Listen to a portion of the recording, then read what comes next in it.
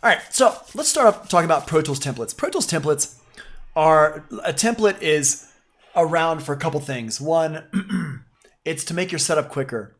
I mean, basically that's what it is. It's to make your setup quicker, or to kind of like anything that you're doing repetitively, like over and over and over again. You want to try to make it quicker to speed up your workflow. That's really what a template is for. So these are basically pre-made sessions for your DAW.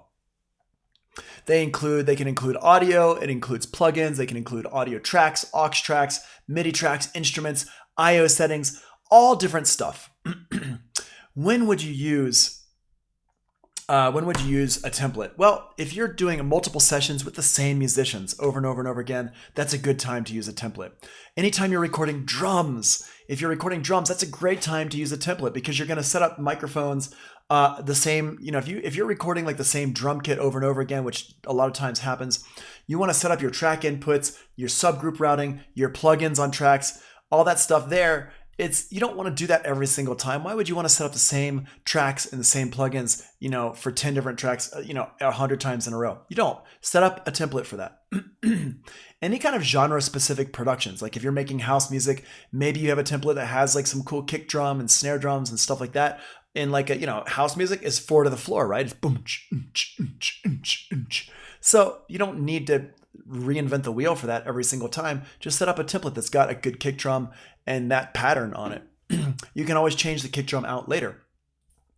Utility tasks, for example, creating samples, DJ mixes, things like that, you're going to create templates for. I have templates for all these things, especially for my genre-specific productions. If I'm doing house music, I have a house template that I pull up. If I'm doing a DJ mix, I have a DJ mix template that I pull up. I don't really do samples, like creating samples and stuff, but if I was, I would have a sample template that I pull up.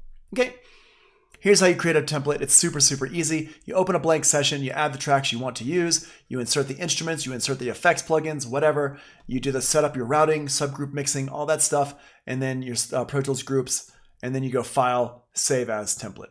Okay, let me just show you how I would do it with this session here. So I've got these drums. Let's say I like these drums. I use this drum kit a lot on stuff. I like these plugins on them all the time. So what I would do with this, actually, let's get rid of the stuff that's on here. Let me get rid of the vintage filter. Don't need that. That was left over from our automation. Don't need the sci-fi, also left over from automation. Okay, cool. So we got this here.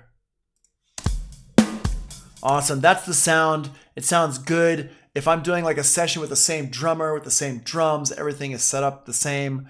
We want to set up the same microphones and all that stuff. Well, I would save this right here as a template. So what I would do is I'd go in here and I'd say, all right, let's get rid of all of let's turn our groups on. Hold on a second. Turn on the groups. There we go.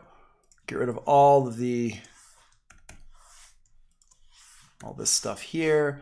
I'm going to put it back to this one, the original one. Get rid of all this stuff here. I'm going to get rid of the overhead mono and the room stereo mics because I'm not really using those. Delete those bad boys out of there. Boop, boop, boop. Cool. So I got this. I'm going to get rid of my playlists that say like EA as well, because I don't need that extra playlist in there. So I'm just going to highlight all these, delete them. I went over that when we were talking about playlists. So now I've got my basic tracks in here. Drum effects, reverb, all this stuff. And all my routing is set up. I got all my plugins on here. The routing is set up. I've got my subgroups. I got all this stuff in here. So I'm ready to go, basically. Well, I would set this up as a template. Go to File, go to Save As Template. Category, Tony Templates. Let's call this one Tony Drums Setup. Select location for the template. Oh, it's already in a I don't need to put it in a separate location. Do I want to include the media? Well, I just deleted all the media out of there. So the answer is no. You don't want to include the media unless you have like a shaker or a tambourine or something kind of loop that you want to put in there. But in my case, I don't want to. There we go. Boop. So now it's been saved as a template. So I'm going to go ahead and close this out. Don't save. And when I go to File, Open, create new session. Here's Command N. It's going to pull up my little dashboard thing. Remember this. And we go in here and we say create from template. Boop. There we go. And now you can see all my templates I've got. I got my Tony drum set up. There we go. Cool. I've also got a trap template. I've got a house template. I've got my, whatever. These are all templates that I just made for lessons because I don't really use Pro Tools to produce with much anymore. I'm more of an Ableton Live person. But I do the same thing in Ableton Live, which I will show you how to do in Ableton Live as well. And I hit create. I just make sure you set up your sample rate, all this stuff correctly. Stereo mix, 24-bit, interleaved. Yep, now we're good to go. Hit create. Tony drum setup, 2105, W12 for the class that we're in. Hit create, and now it's going to pull it up, and it's going to have all this stuff ready for me to go. It's actually, I forgot to take out my these things here when I created the template, the markers. I would probably want to take those out so I don't have markers every single time. So here, let's get rid of those and do a save as template, drum setup. Good. It's going to say, do you want to replace it? Yes, I want to replace it. There we go. Let's replace it without that. And the tempo, it doesn't matter. Whatever the tempo is, whatever it is, you can always change the tempo really easily. So there you go. That's how you do templates, and that's why you would do templates. Super, super useful, super easy to create. To just, set it up and save it. Awesome. All right. The next is importing session data. Now, we did talk about importing audio data before in a lesson, and with your lab number 2 or lab number 1, I believe, there is importing audio data. But importing session data is a little bit different. So if I'm importing audio data,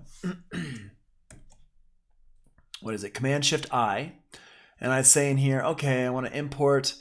I'm going to go here to this one, and we're going to go to the timing correction. I'm going to Sharphand Joe, my audio files. So I could grab these in here.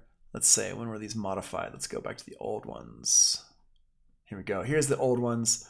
So I could pull in these. And when I pull these in, these don't, why would I have kick left? Gross. I don't want to kick left and right, whatever. So I have these here, and I hit open, and it's going to pull them in to my session. And where do I put it? Clip list is fine. And so it pulls them in, and there they are. There's my kick, and there's my hi-hat. And it's just the audio, right? But what if I wanted to actually pull in a whole track that I've got? Okay, well, this is where import session data comes from. I'm going to get rid of these. There we go. So let's say, for example, that I do not have this drum effects track here, but I wanted to have it. Okay, so what I can do is I can import my session data. So importing the session data is Option-Shift-I. This enables you to import tracks, audio, plugins, etc. from another session. So just go over here, Option-Shift-I, and it's Alt on a Windows machine. So I go in here and say, okay, cool. Let's go into my, where are we gonna go? To my teaching and go to my,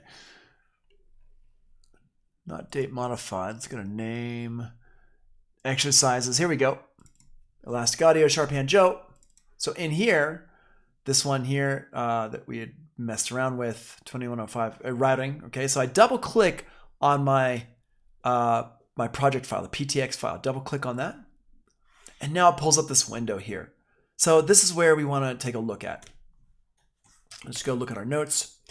And a couple things in here, in the notes here, so we're going to come back to that. So first of all, in the upper left-hand corner, it shows us our source properties. This is the Pro Tools clip that I just clicked on. The name is Sharphand Joe. It tells me the name. It tells me what kind of type it is, current session, what it was created by, Pro Tools Mac OS 2020, 11, cool.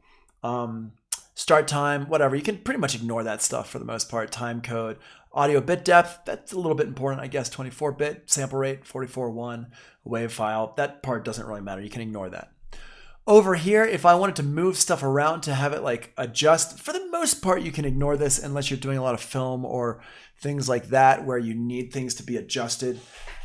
This is really like for music stuff, you're really not going to mess around with this too much. This is for offsetting your time code map if you need to move things over by like 5 bars or 10 minutes or, you know, X amount of time code, samples, stuff like that. I usually don't mess around with this stuff.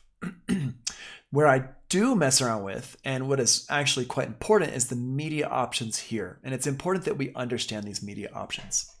So audio media options here, this is talking about the media is your audio or your video, right? So we have a couple of options here: link to, copy from. These are the two main ones. I've got notes on these.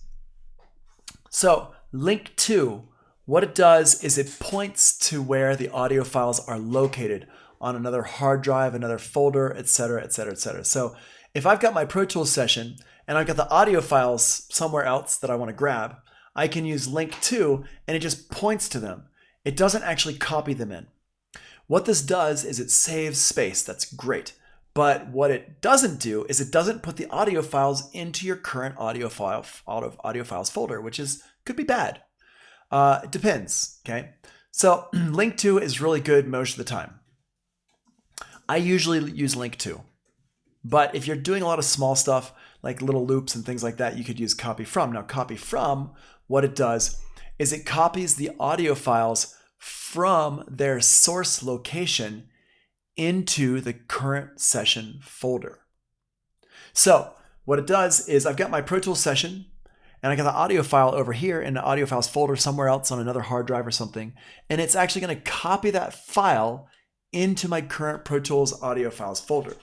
This ensures that the audio files are with the session, but it does take up more space on your hard drive because you're actually making a copy. So when would I use link to versus copy from? Link to is great for checking out mini files. If I just want to check out a whole bunch of audio files, I can grab them, drag them into my session, and the link to is good for that because I'm not sure what I'm going to end up using. Or grabbing sections from really, really big files. So like, let's say I've got a live recording that's an hour long and I just want to take out one song. I don't want to copy the whole file into my session folder because that could be like a gigabyte. I don't want to make a copy of that. I just want to grab the one song. So I link to the whole thing, and then I just copy out the one, and I can consolidate that one song or whatever to make it its own audio file.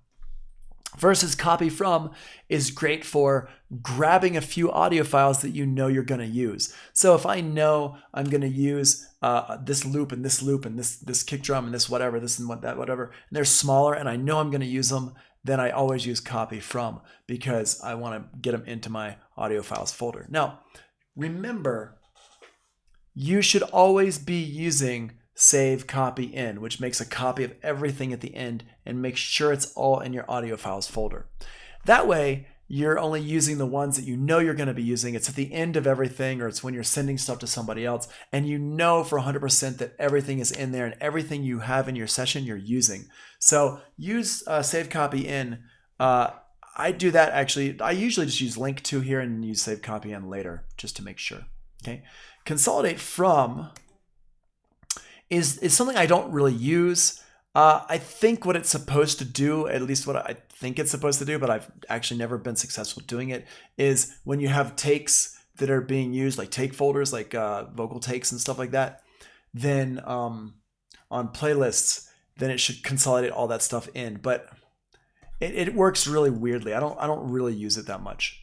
And then force to target session format, make sure that it forces it to your sample rate and your bit depth and everything. And so if you need it to be in the right sample rate, the right bit depth, it's going to make a copy of it. It's automatically going to copy it in. This is basically the same as copy from, but it's going to change it using sample rate conversion. So you can click on this and you can make sure you change it over here using this sample rate conversion, which if you want to use it, great. If you don't, also great, whatever. It's fine. I don't really use this one so much. If you're in a studio where they tell you to use it, then use it by all means. But otherwise, at home, I just usually use link to source media. And then video pretty much is the same stuff. I don't have my video engine turned on, so this is all grayed out right here. But you got link to, copy from, and import as offline satellite media. If you know what that is, then you know what it is. And if you don't, then don't worry about it because you don't need to know what it is right now. The sample rate conversion automatically converts to a new sample rate here. So it will do the sample rate automatically. It's going to make a copy of it basically. So it's going to take up more space on your hard drive. I leave that off unless I need it for some reason. Down here we have our tracks in our source that we're copying from. Now, if I click on the name over here, it's going to automatically bring it into a new track. But what I could do is I could also click on this and bring it into a current track to basically replace what's already in my current session. I don't want to do that right now. What I want to do is I want to bring this drum effects track. So I'm going to click on this. Now, I'm going to go down here to my session data here, and I'm going to say, what do I want to import? Well, I want to import, do I want to import the tempo? No. Do I want to import, hold on, do I want to import the key signature? Maybe, maybe not, depends. My markers, if you want to. Window configurations is actually a really cool one. We're going to talk about window configurations on another class. My mic presettings, probably not. Heat master settings, probably not. So I'm not gonna click on any of these right now. What I am going to click on is over here. I'm going to click on this track data to import. So I'm not going to import any of my playlists. Now this is like, if I have audio that I want to bring in, I can bring in the audio with the track. In this case, I don't want to bring in my audio with the track. I want to bring in just the settings of stuff. So I can click on this, choose. And I already have some presets set up here. Number 2 is set for plugin assignments. If you want to set these up how you want to set them up, then you hold down Command and you click it, and it will set that as like a preset. But I've got number 2 here set. I just want to bring in my plugin assignments, my plugin settings, and my instrument MIDI input output. That's all I want to bring in. I don't want to bring in other stuff. So I hit OK. I hit OK down here, and see what happens. It put my drum effects track here, and it's got all my effects on it. So this is really great if you want to bring in tracks with effects and audio from another session. This is good for doing remixes. It's good for if you have if you got some cool stuff set up in another session, you want to bring it into this session. That's a great way to do it. Now I do have to set up my I/O settings here. So I've got this set up. What's my input and output for this? I think we're maybe bus 1 and 2. Oh, it's like it's divided up. Oh, let's say bus 3. Oh, that's what it was. It was bus 3, yeah. Okay. And this is going to go into my bus 5 and 6. And there we go. We're good to go. Cool. So now we've got everything set up pretty good. It looks good to me. Yep. So we can have our drums going. Why? Oh, I don't have anything in here. That's why. Yeah, I took everything out. Okay. So that's what import session data is really good for. It basically enables you to import tracks, audio plugins, etc. from another session. I'm not going to stop and dwell on this because really it's something that like if you need to use it, you need to use it. And if you don't, you don't. It's not something you're going to use every day. It's not something you're going to use even all the time, but it's really useful when you do find yourself in a situation where you need to use it. It's pretty cool. Now, in the notes, if you're reading the notes, there's actually a whole section in here about effects chains and how to use import session data to import your effects chains. I'm just going to leave it here because actually Pro Tools now, if I have an effect chain in Pro Tools, I can actually save this as a track preset. So let me show you that instead. And this is super, super easy. All you do, let's say I love these plugins right here for like snare drums. Let's say I want these to be for some cool acoustic snare drums. So what I do is I just right click on the track name. I go down and I go to Save Track Preset. And it pulls up this window here. Category, let's put this into Tony presets. And let's call this one Snare Thick. So it's got like a little distortion on it to make it thicken it up. Auto-populate the tags from the track data. Yes, auto-populate those tags because it's going to put in some automatically like good stuff for you, like little tags in there. Do I want to include the audio and MIDI clips? No, I don't. Usually you don't. Now, I do have this option down here. What kind of track data do I want to recall? Well, in my case, I don't want to recall much. I just want to recall the plugin assignments and the plugin settings and automation. I don't want to recall everything. It's way too much stuff. I want to bring it into my session and not have to like go through and undo a bunch of stuff. So I just have these set up here. Instrument, MIDI, input, output, all this stuff here. And then we're good to go. I'm going to hit OK. I'm going to hit OK. And now it's good to go. Now, the cool thing is if I wanted to pull up another track and I want to put those plugins on another track here, I can right click on the track name and I go recall track presets, Tony presets. And here we go, snare, thick. Watch what happens when I do this. Boom, it put all my plugins right there on that new track. Awesome, right? Super, super, super cool. The notes cover how to do that using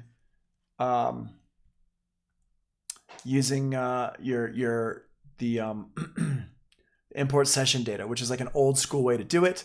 It's still useful, I guess, to know how to do it that way. But if you have questions about it, talk to me. I don't really want to spend time here talking about that. All right. Now let's talk about keyboard focus mode here.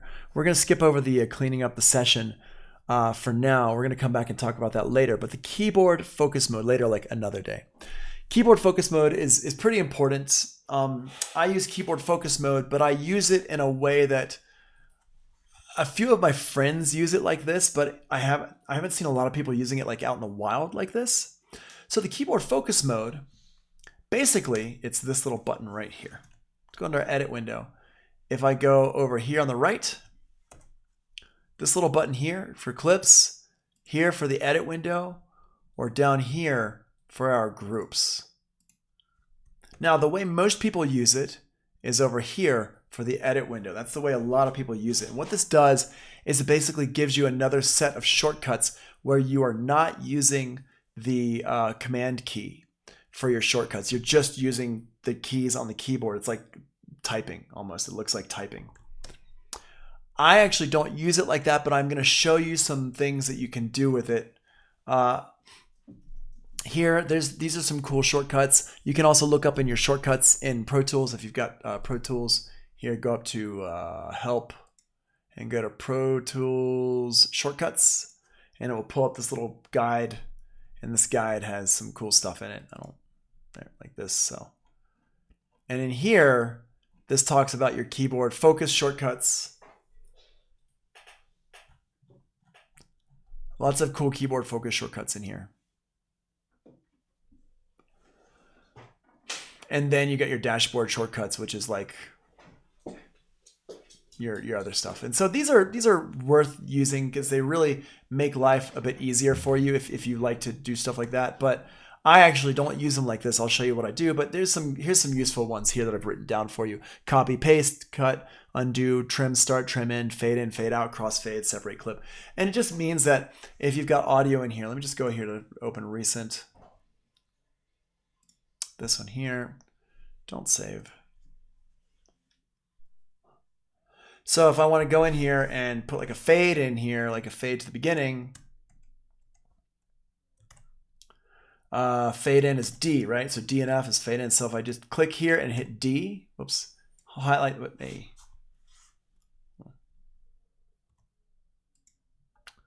I got to make sure it's turned on over here. Sorry, I was making a mistake there. So make sure your keyboard focus mode is turned on right there. And then highlight it and hit D. And it will automatically do a fade to the beginning. And if I hit F, it'll automatically do, well, that's got a crossfade on it, so it's probably not going to work. Automatically do a fade to the end there. So I can just click and hit D. And so it makes your life a lot easier. It does help a lot here.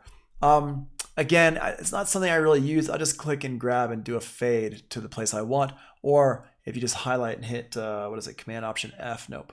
Option F? Command F.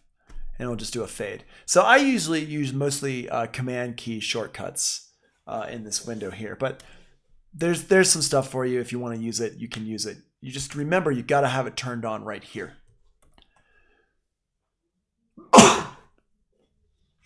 All right. So the way I use it is actually through the groups menu over here. And if you remember before when I was talking about making Pro Tools groups, I talked about making the first name the first letter is the name, is the first, is the letter here, the group letter. So let's check this out. Let's say that I've got all these, like here, let me just get rid of this one.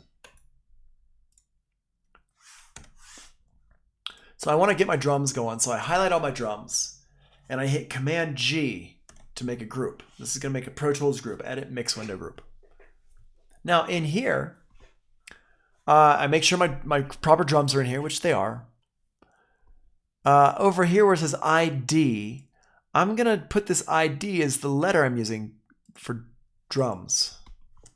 Right up here, drums. D for drums. And I hit OK. Now over here, I get my group here for drums. Well, if I have this on, the keyboard focus mode turned on here, if I hit the D key on my keyboard, it'll enable or disable that group. So if I go over here, we can see they're disabled, they're enabled. They're disabled, they're enabled. Okay? So I don't even need to be looking at this. I can just see if they're enabled or disabled. I want to turn my drums on. Boom. There they are. And I grab one, it moves them all. If I turn it off, I just grab one and it moves one. And that's how I use my keyboard shortcuts really in Pro Tools, is in the groups, the Pro Tools groups. Because I already have a lot of shortcuts for this one here that I can use, but I don't have any shortcuts for my groups really. Or I'll use, I'll just suspend all my groups.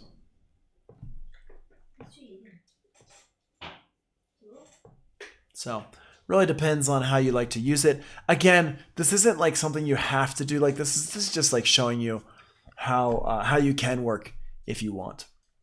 Cool. I think actually that brings us to the end. Like I said, we're going to talk about cleaning up session data and stuff like that another time here. I don't want to get into that today. I think it's enough for today. It's a lot. The automation stuff is actually a lot. Let me go ahead and stop this recording.